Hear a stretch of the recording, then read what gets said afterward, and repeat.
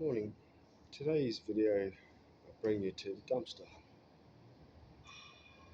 area, where a lot of us men find ourselves sometimes.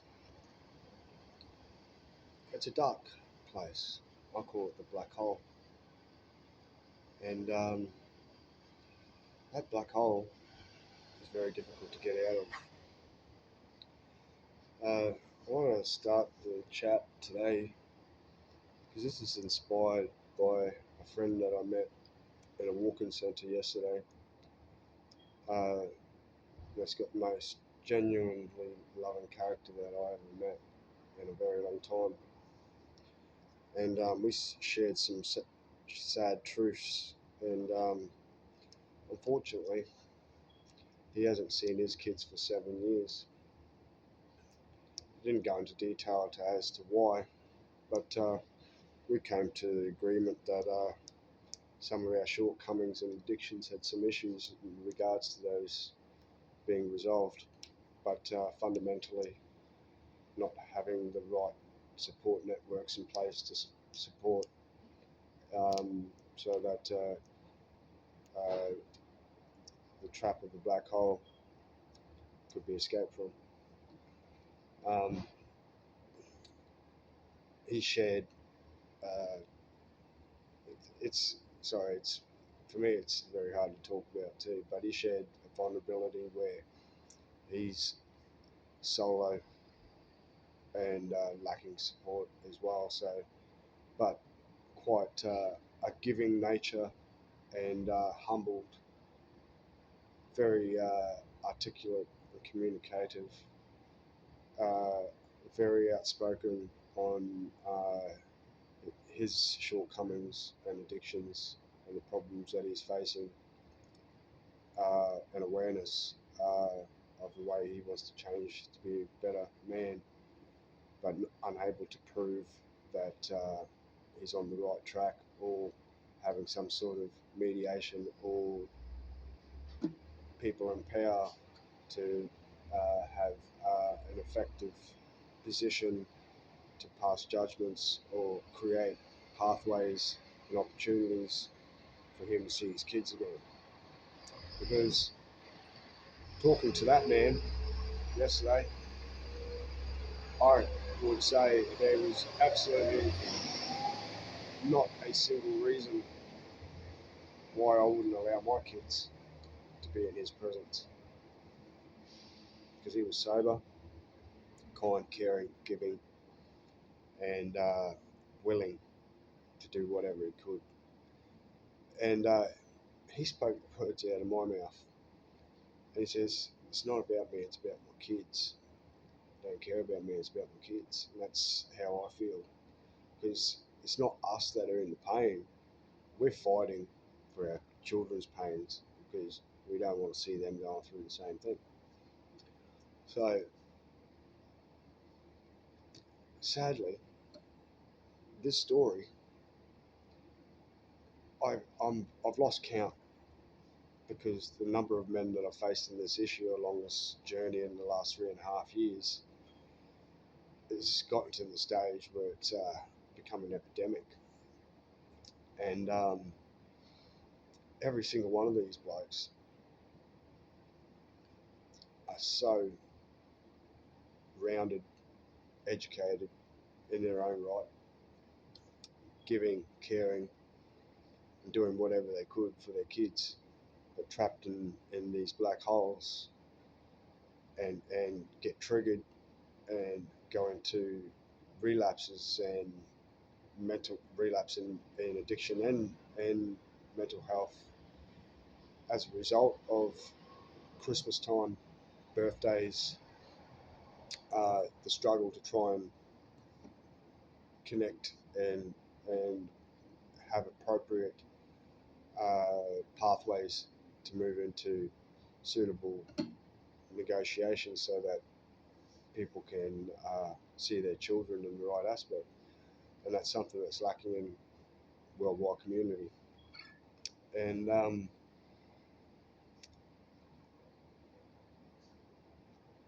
there there are some some solutions that I've got, but I'm not willing to discuss because there'd be a lot of funding that's required to establish such systems to be put in place. So mediation could occur to create safe spaces for these men. And I just wanted to start the uh, the dumpster story on that front, and basically the reason why I got up this early. It's 4:30, and I just woke up and come out here, and this is the first thing I thought of this morning, and it's dedication to those guys that can't get out of bed, and I'm going to share some techniques that sort of help me get out of these positions to make myself a little bit more, um, provide more confidence and try and get on the pathway forward. Because to be honest, no one's helping except for me. And it's 3.5 years, and I'm starting to dig myself out of the black hole. I'm still in the black hole. So, but here I am doing for you. So, step one, find something you're passionate about. That thing there will lead you to some brighter pathways forward. So, I got passion for two things right now: is helping men and women's mental health and awareness and homelessness on the same topic together conjoint, and the other one's playing music. So those are the two things that are combining in doing this, and social awareness. Because, like I said again, I don't have all the answers. It's about awareness about where I am at and where we go forward. So that is huge. And the next one is, and this kicked off by a friendly named Pete from an establishment that I was in a centre. I don't want to go into detail just because of his profile, and but basically this was very inspiring and led me on the path to researching different things from that stage going forward. And this began 3 years ago. And ever since then, I've been on a journey to exploring and researching different ideas and information so I can come up with problem solving solutions that generally could help the public. And I've been discussing that as I did with my mate yesterday, sitting around the table, and which is uplifting others so that they can also regain some confidence and strength so they can walk on the path to be uh, better presented in society. And I'm really grateful and thankful for Pete's time and effort into me because he saw something in me, and he gave me some extra homework and went on his own journey to dig in deep to find information for me to research so that I can do that too. And his approach was really great because he didn't label anything what I had. He basically did this there, and I'm really grateful of how he presented this because it's something that I think uh, if you can use this as a tool on other subjects, it's very workable and creating a space for understanding of oneself. And so it was all about anger, and I didn't know that anger had different names. I can't remember. All I know is I've taken the lessons, I've absorbed it, and I'd like to go back and research it so I can deliver it back to others. But the situation that I currently am, I can't obviously give out that sort of information yet. But it's something that I would like to do in the future so that others can have the opportunity to do that. Um, And basically, he gave me all the information on different angers, and basically said, read it, read it twice, go through it, and see if you can identify yourself, which ones, and whatnot, one, two, three, four, all, like where's it at, and reflect on each one and go through it. And that was quite a journey. It wasn't easy, um, but it was being truthful to yourself. So again, um, taking the delusion and illusions away from what's really the underlying effect to how you react to certain situations. And I'm aware of my reactive situations. I'm working on them still. Um, and conditioning of a human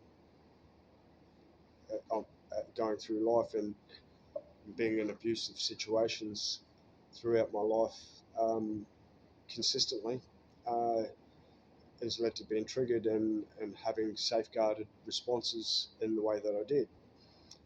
And I'm responding better, and that's by my motto, and it's by giving the middle fucking finger and walking away, because that's the only thing you can do in certain situations is shut your mouth. Um, so that's why I've created a motto like,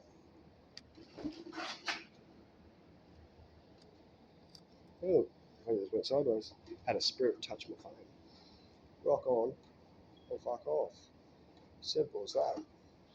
Because that's where we all want to be.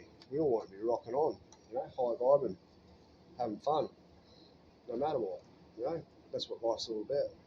So, um, basically, by identifying those issues, I've taken that approach and researched into different things and trying to find myself. And it's a journey that everyone needs to take. It's instead of being fixated on other people's issues and problems and projecting onto others and whatnot.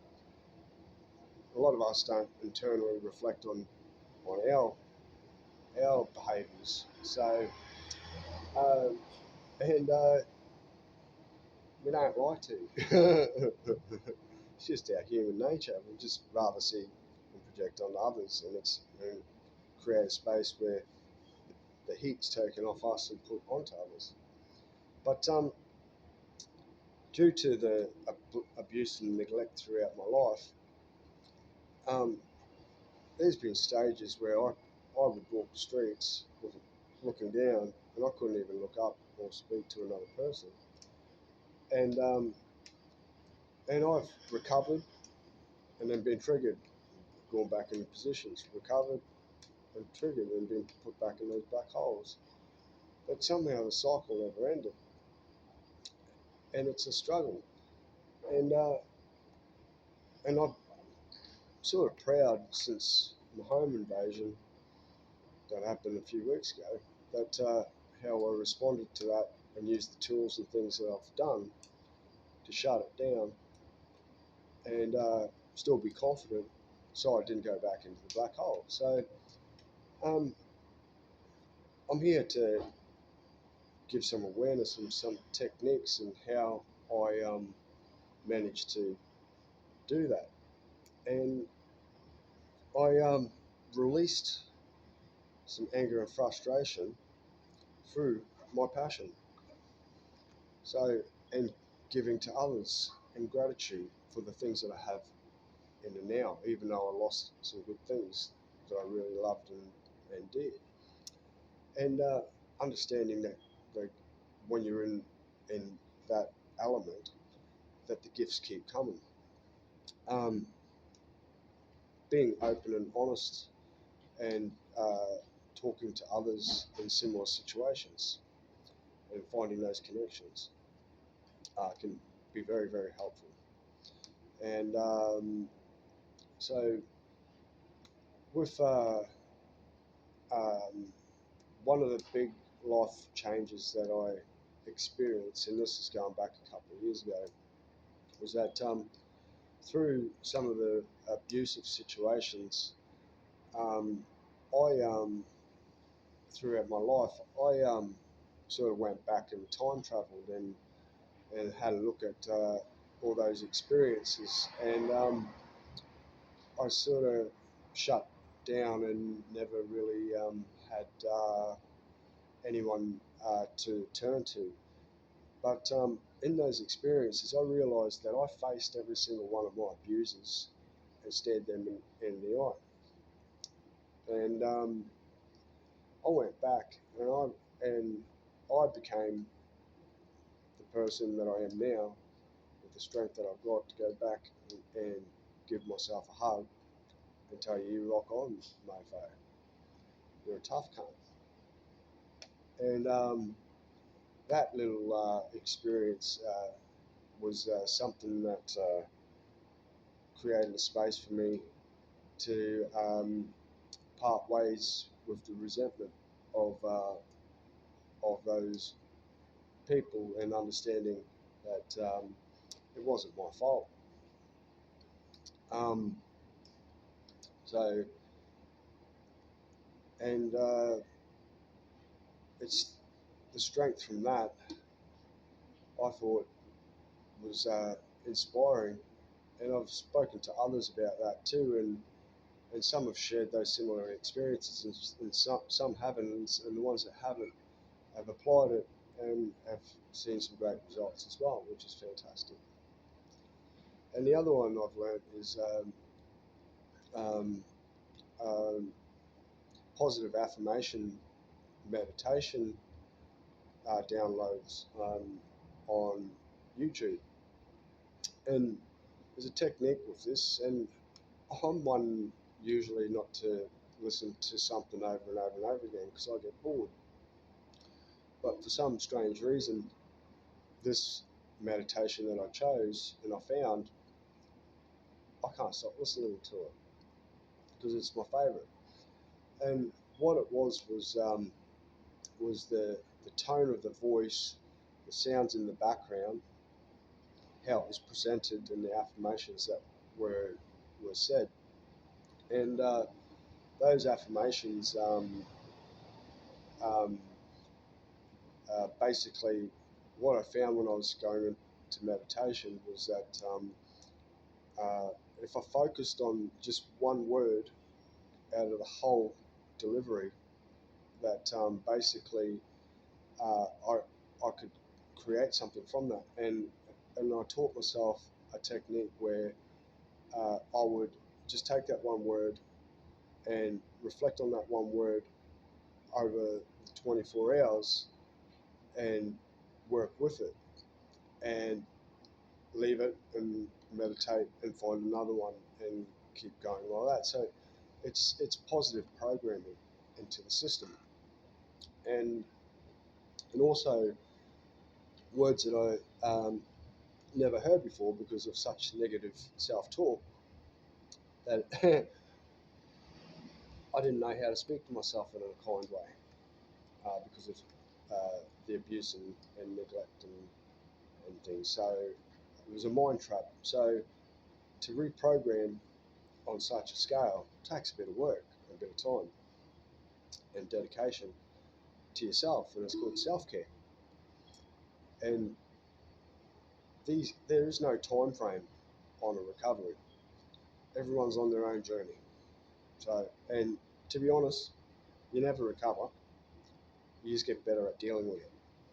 So, and that's the honest truth, because the pain and suffering is always going to be there, and it's always going to be triggered, and it's always going to resurface. But if you get awareness and education on that and work through it, you'll find better ways of working through it. And so, dealing with the pain um, sober is humongously like it's the reasons why escapism through drugs and alcohol and sex is common occurrence is because it's a dopamine hit for it's a simple gratification for dopamine hit to escape the pain that you're going through. And if you don't feel it, you're not going to fix it. That's a fact. So I'm staying here with a mate um, at, at Backpackers that I'm in, and he's also another, hate to say it, victim to uh, not seeing his children. He reads his Bible every day. He makes me coffees. He's cooked me some dinners. We go out chatting.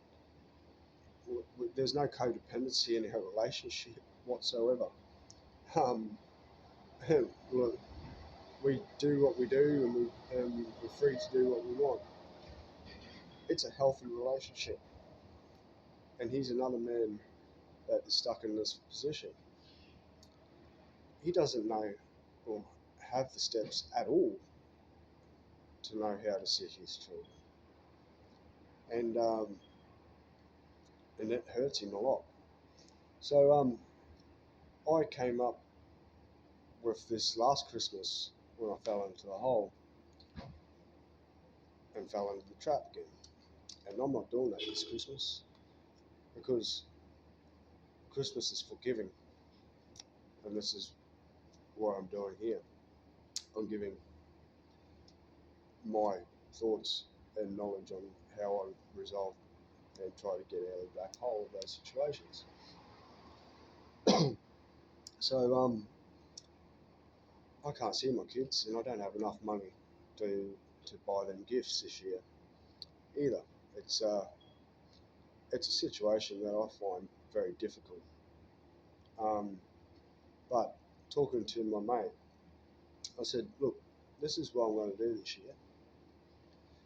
I'm going to go out and I'm going to imagine that my children are with me, beside me on each hand, and holding hands. I'm going to go out for the whole day. I'm going to go shopping with them. I'm going to see what all the shops, the kids' toys, everything like that, thinking about them the whole time. I'm going to go and get some Macca's. I'm going to go get an ice cream. I'm going to go sit in the park. I'm going to do bits and bobs that I would do if I had my children with me. And then do it in such a way that when you do see them again, that not in their childhood, because it might be something that'd be something that's looked over, but if there's an opportunity to arise in their adulthood, they should be able to chat to them and explain, you know, I was still there, I was still with you, I was still thinking about you. And because he had a bit of an overload the other day when we were going through the shops, because it's Christmas time with the kids and stuff. And I said, mate, where you're at is where I was at last year. And I said, I'm glad that you're with me right now, because just having you here and seeing you going through the same thing just makes me understand that I'm not doing this journey alone. And I just want to let you know, all you men out there, that you aren't either. It feels alone, but you're not alone. You're loved. You're supported. You might not feel it, but you are. So yeah, that's how I sort of established that front. Um, what other techniques have I learned? Yeah, it's awareness on that front, and um, with addictions, um, I realise that I do like a beer, I do like a wine every now and then, but because of the uh, what's the word? Um, basically, peer pressure in our society's culture to drink up. Let's go, you drink. Go on, mate, we'll get you another one. again, conditioned into these sort of lifestyles. And I thought about it for a while, and I was like, it took me a long time to learn guitar, and it wasn't easy. It wasn't easy at all. In fact, my guitar teacher told me to give up because I was hopeless. And that thought there was something that inspired me to go, stuff you, Joshy, let's give this a crack. So I started going out, and people offered me a drink, and I said no. And I would just drink water for the night because I was too scared to get on a drink again. To the stage where I'd buy one on a condition that it must not be drank within an hour. I must not drink that beer, even if I drank 3/4 of it down to the last sip. That last sip needed to stay there until the hour. And I practiced that. I practiced savouring and tasting it. But that technique was taught in other facilities, so I can't take ownership to that. But it's again, it's rewiring and reprogramming because the brain is a computer, and the circuit boards are from old school. We're in 2024 now. Let's upgrade that shit. So basically, um, that's where it was at. So everything in moderation. Some things you just should not touch. But yeah, but I haven't been drunk in over a year now, but I still like it one or two here and there, and that's something that I'm quite proud of, and I don't go looking for it anymore. Self-medication is an awareness for escapism, is using a substance or activity to escape from those environments. But you can escape from certain environments in a more healthier way. But again, moderation, you know? So that's where it's at. But us men find it very difficult in these vulnerable situations because we're so hurt and distorted, and we we open up, and we're finding ourselves opening up to the wrong people and wrong environments where it feels like that there's rat traps all the way around us. That every step you take, you get your foot snapped off. You know, like, so how do we lay a blanket over those traps so that we can walk through and not be stung? Because that's how it feels. And there's not much going around. And talking to old mate yesterday at the walking centre, he goes, "Have you seen a psychologist?" I said, "Yeah, yes, I have." And I said, and he goes, "Oh, females are really good." I said, "Look, I'm going to tell you a story on that."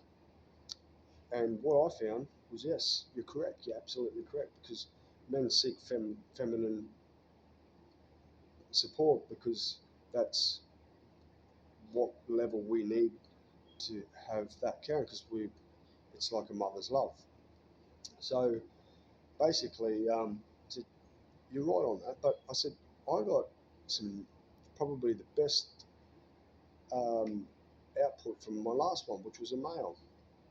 And I said on this occasion, like the first time I went in for emotional support, which I received, but on the second occasion, I took a different approach where I knew what the issues were, and so did I, mate. Like we're aware, we're fully aware, but it's, we just it's just like there's no it's, it's like we're in the dark looking for a way out, but no one's shining the light to get out.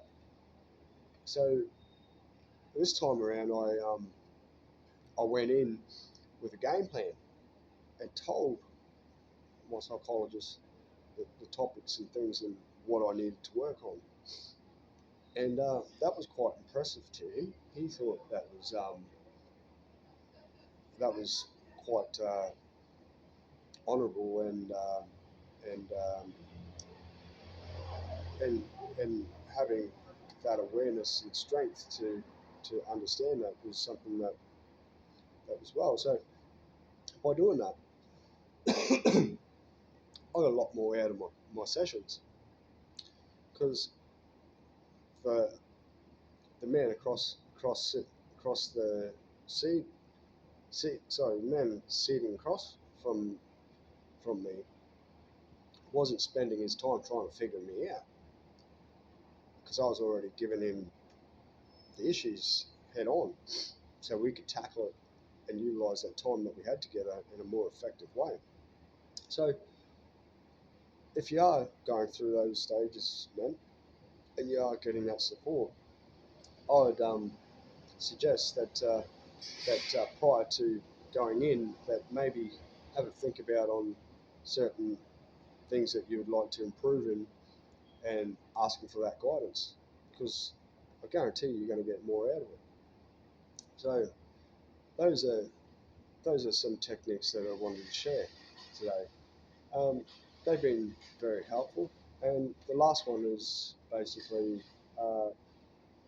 is writing it out, and it's the old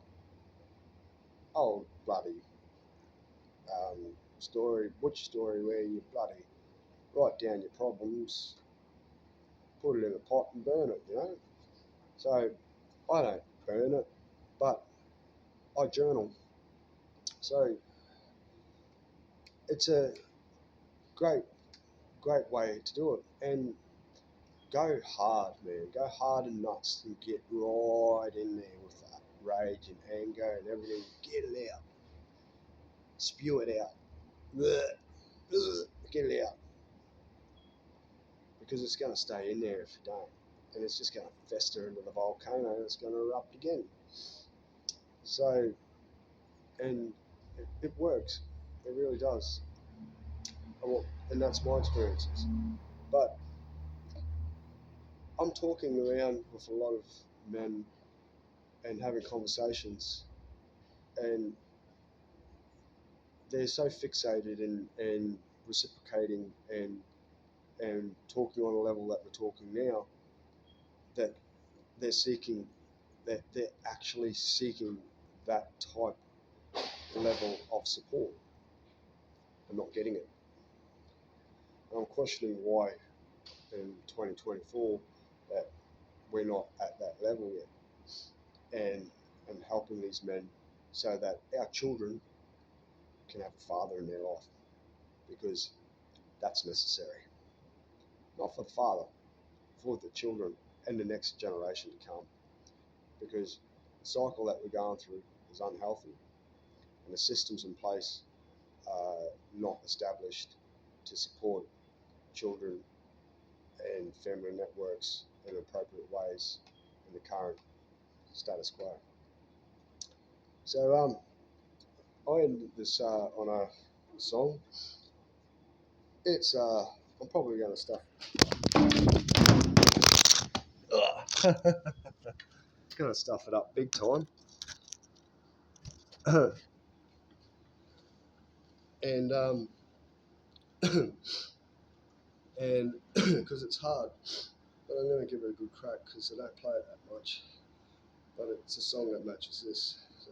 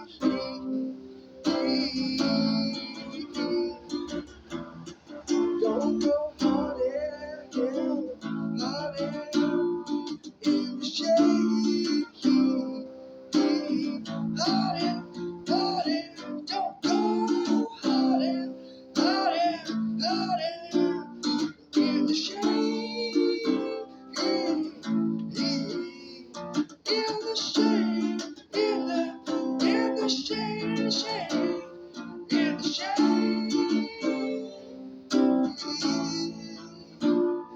in the shade.